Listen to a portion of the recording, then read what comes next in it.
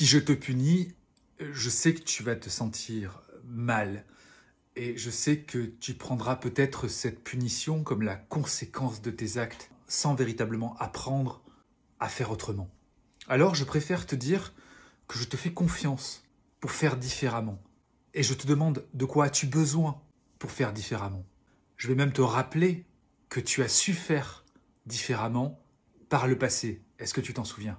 Je vais peut-être aussi te donner la possibilité de réparer, de présenter des excuses, car ainsi tu comprendras que tes actes ont des conséquences et que tu peux agir sur ces conséquences, puis revenir à tes actes et t'entraîner pour mieux faire. Voilà, je vous ai présenté quelques astuces pour remplacer les punitions, afin que l'enfant ne se sente pas diminué, humilié, ne ressente pas d'émotions désagréables qui freinent l'apprentissage et qui fragilise le lien, ce lien affectif dont l'enfant a besoin pour se sentir bien, pour se sentir aimé inconditionnellement.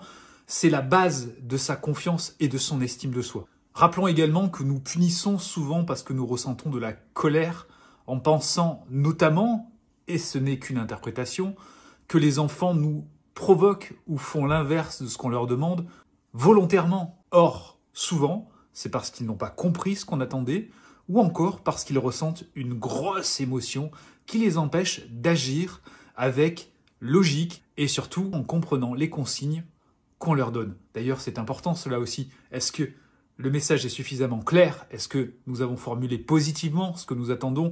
J'attends de toi ceci, je souhaiterais que tu fasses ceci s'il te plaît, plutôt que de dire ne fais pas ci, ne fais pas ça.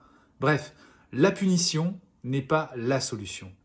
L'accompagnement dans la bienveillance permet au cerveau de l'enfant d'avoir toutes ses capacités de compréhension pour justement modifier ses comportements. C'est la voie idéale pour apprendre. Rappelons aussi qu'un enfant qui commet une erreur se sent déjà mal. Et pour lui, lorsqu'il est puni, c'est la double peine.